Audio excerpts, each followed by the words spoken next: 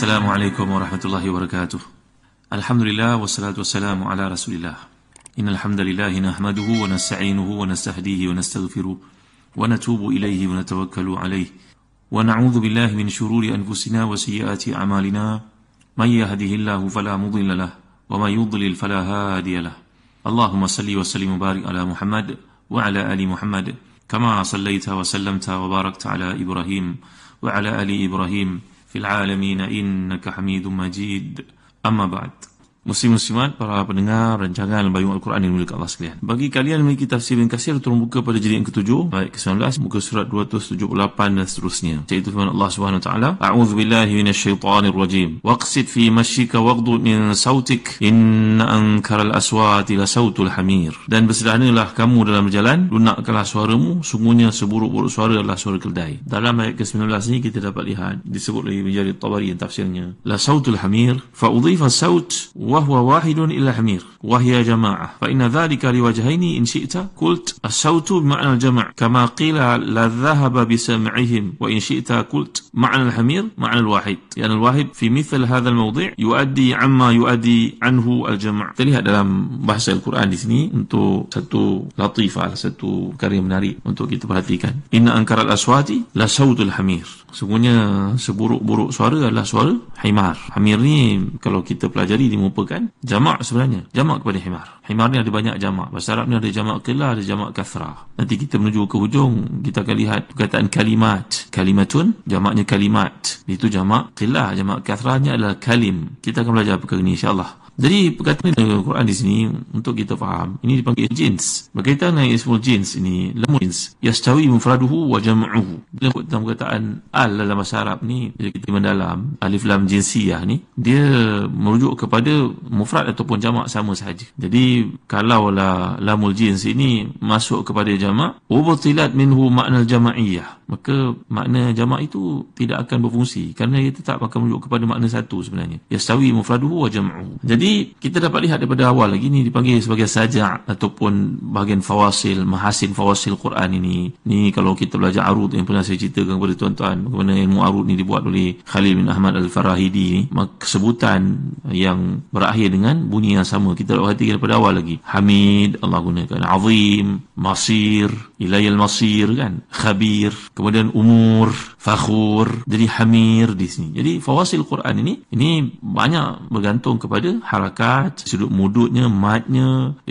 sirahnya. Jadi penggunaan yang ada di sini dapat kita perhatikan bila Allah sebut perkataan hamir, bersesuaianlah dengan saja' murassa' daripada awal ayat pilihan yang menutup ataupun khatam kepada setiap kalimah, maka sebutan sedemikian adalah menunjukkan kepada kesempurnaan sebutan bunyi rhythm yang ada, meraihkan apa yang kita maksudkan dari sudut makna juga dalam masa yang sama. Jadi perkataan yang digunakan hamir dalam bentuk ini dia merujuk kepada himar lah, kerana bukan yang dituju ataupun difokuskan itu, bukan yang ditekankan itu pada jenis-jenisnya. Himar ni ada beberapa jenis ke, kerbau ada beberapa jenis ke, bukan itu dimaksudkan. Tapi yang dikehendaki di sini adalah merujuk kepada suara himar itu. Madailah untuk menyatakan bahawa suara himar ni apa jenisnya sekalipun adalah merujuk kepada bunyi yang tidak disangi oleh manusia. Maka orang yang berkelakuan meninggikan suara diumpamakan oleh Quran, ditekankan maksud mazmumahnya, buruknya perlakuan ni seperti suara himar dalam konteks bila dia menjerit seperti itu. Ada banyak lagi wasiat Luqman ni kalau kita lihat. Contohnya, sengajalah saya bawa pada tuan-tuan dalam tafsir Mahmud Al-Alusi, Ruh Al-Ma'ani. Beliau mengemukakan ada 28 lagi wasiat Luqman ni. Zakara samanian wa ishrina hikmatan. Ada banyak wasiat juga dalam kitab kita tafsir. Contohnya Mahasin Tawil oleh Imam Al-Qasimi pun ada bawa yang berbeza. Saya sebutkan saja pada tuan-tuan lah.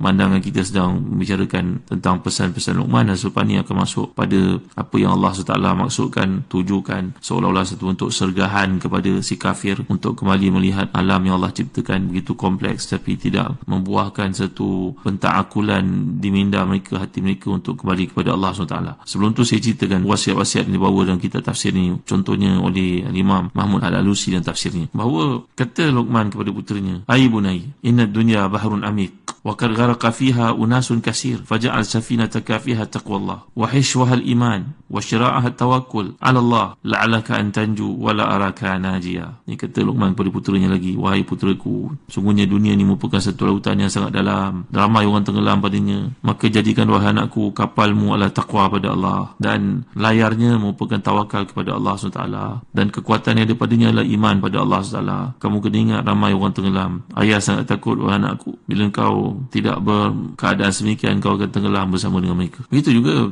kata beliau, man kana lahu min nafsihi wa'izun kana lahu min Allahi azza wa jalla hafizun. Siapa yang sentiasa mengingatkan dirinya dalam kehidupan ni terhadap perintah Allah, membetulkan di mana silap, menjadikan dirinya istiqamah, siapa yang berkeadaan semikian, maka Allah sentiasa akan menjaganya. Wa man ansafa an-nasa min nafsihi zadahu Allahu bizalika izzan wa dhullu fi ta'atillah akrabu min at-ta'azzuz bil ma'siyah. Dalam konteks ini, siapa yang menjaga, siapa yang berlaku adil pada manusia terhadap dirinya, maka Allah akan menambahkan kemuliaan dalam hidupnya. Seterusnya, orang yang menghina dirinya ataupun tunduk patuh pada perintah Allah walaupun dalam keadaan kehinaan seperti itu adalah lebih mulia daripada orang yang hidup dalam kemuliaan tetapi melakukan maksiat pada Allah SWT. Beliau juga berkata, darbul walid liwaladihi kassamat li zar'i. Perumpamaan bapa kepada anak itu seumpama baja kepada tanaman. Maka kalau tidak ada baja, bagaimana dia nak hidup? Sebab itu penekanan pendidikan oleh Luqman pada anaknya dalam wasiat-wasiat yang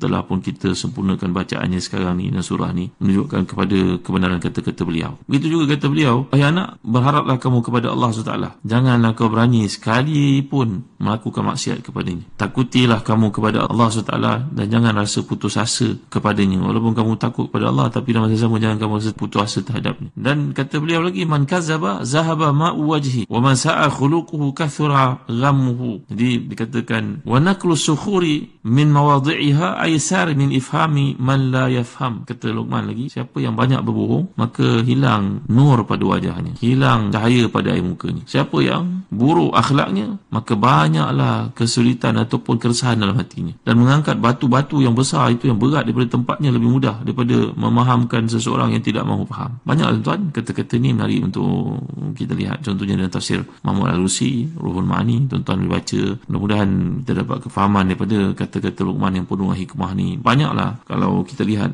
pesan yang dikemukakan di situ. Baik, seterusnya saya nak masuk kepada ayat yang berikut daripada ayat yang ke-20 surah yang mulia ni. Bagi tuan memiliki tafsir Ibn Katsir, turun muka pada muka surat 284, masih lagi dalam jilid yang ke-7. A'udzubillahi minasyaitanirrajim. Alam tarau anna Allah sakhkhara lakum ma fis samawati wa ma fil ard wa asbagha alaikum ni'amahu zahiratan wa batinah wa minan nasi man yujadilu fillahi bighairi ilmin wala hudaw wala kitabim munir. Sadaqallahul azim. Tidakkah kamu perhatikan, sungguhnya Allah telah menundukkan untuk kepentinganmu apa yang ada di langit dan apa yang ada di bumi, dan menyempurnakan untukmu nikmat-nikmatnya zahir dan juga batin. Dan di antara manusia ada yang membantah tentang keesaan Allah tanpa ilmu pengetahuan atau petunjuk dan tanpa kitab yang memberikan penerangan. Ayat ini adalah satu message yang ditujukan kepada orang kafir selepas kisah Luqman itu. Sebagian para ulama mengatakan bahawa kelompok ayat ini bukan merupakan nasihat daripada Luqman. Dia sudah pun kembali berbincang, mengemukakan bukti-bukti tentang keesaan dan kekuasaan Allah, yang merupakan huraian terakhir sebelum kita masuk ke cerita Luqman menerusi ayat-ayat yang lalu, pesan Luqman dalam ayat yang lalu. Jadi kalau kita masih ingat ayat ke-10, ayat ke-11, Allah menghuraikan kuasanya menciptakan langit tanpa tiang bighairi amadin tarawunaha wa alqa fil ardi rawasiya an tamida bikum. Allah jadikan gunung gandang sebagai pasak, wa bassa fiha min kulli dabbah, dan mengembang biak daripadanya segala bentuk binatang. Wa anzalna minas samaa'i ma'a, kami turunkanlah daripada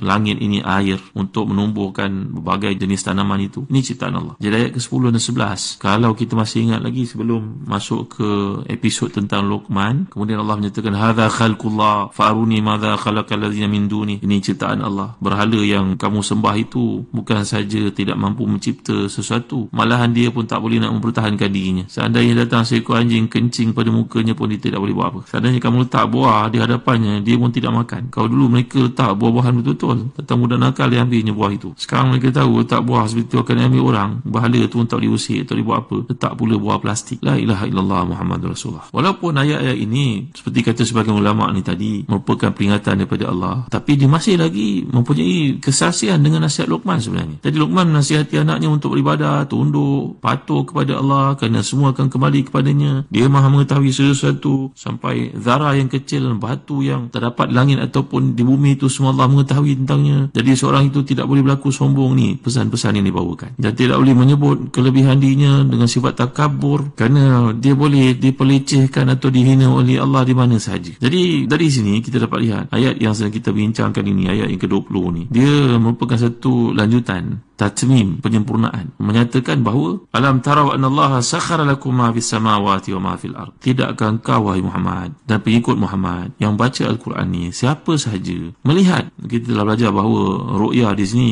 ru'yah sama ada basariyah ataupun ilmiah, pandangan itu merupakan pandangan zahir ataupun pandangan yang bersifat pemikiran, telah kita uraikan dalam kuliah yang lalu. Tidakkah kamu semua yang melihat alam sekeliling ni, merhatikan apa yang Allah jadikan di langit ke, ni udara yang kamu kaji, oksigen ke, karbon dioksida ke, monoksida ke, apa sahaja, matahari, bulan, bintang, angin dan sebagainya. Dan Allah telah menundukkan untuk kamu, sakhara lakum ma fis samawati wa ma fil ard, menundukkan untuk kamu untuk tujuan boleh digunakan, bahkan gunung ganang yang besar itu kamu boleh tebuk padanya, buat kuari, ambil hasil-hasil yang kamu perlukan. Dan dia menyempurnakan untuk kamu, wa asbagha alaikum ni'amahu zahiratan wa batinah, menyempurnakan, anugerahkan untuk kamu nikmat yang begitu luas pada diri kamu sendiri ataupun pada keperluan kamu, harta benda, kedudukan, keturunan tu pula, keturunan kamu yang kamu dapat lihat anak kamu ataupun yang akan datang. Kebahagiaan itu kadang-kadang bersifat zahir yang kamu boleh pegang, boleh jamah, ada yang bersifat batin. Dia yang menunjukkan dan menganugerahkan kepada kamu semua nikmat ini. Kerana itu janganlah kamu angkuh. Wa minan nasi may yujadilu fillahi bighairi ilmin wala huda wala kitabim munir. Tapi sebahagian daripada manusia ini tetap bersifat angkuh, berbangga, menganggap semua itu milik mereka, dan kita dapat lihat penganugerahan nikmat-nikmat ini begitu jelas. Namun manusia ni berbeza-beza menyambutnya. Ada yang patuh pada perintah Allah, mengucapkan Alhamdulillah, menggunakan nikmat itu pada perkara ketaatan. Tapi ada di antara mereka yang membantah, menolak keesaan Allah Taala, menolak beragama ni, menolak Islam. Dan mereka menolak dalam keadaan membantah tanpa ada dasar ilmu pengetahuan yang berasaskan kepada kajian, membaca, menjauhi sumber-sumber ilmu itu. Bahkan dia membantah setelah ilmu membuktikan kebatilan pandangannya, dan membantah tanpa mempunyai sebarang bukti. Bahkan jiwanya, nalurinya mengkehendaki dia untuk mentaati perintah Allah, mencari Tuhan yang telah membekalkan, beri kepadanya, melimpahkan untuknya bagai nikmat, tapi dia menentang. Tuhan menarik perkataan sakhara yang digunakan oleh Quran.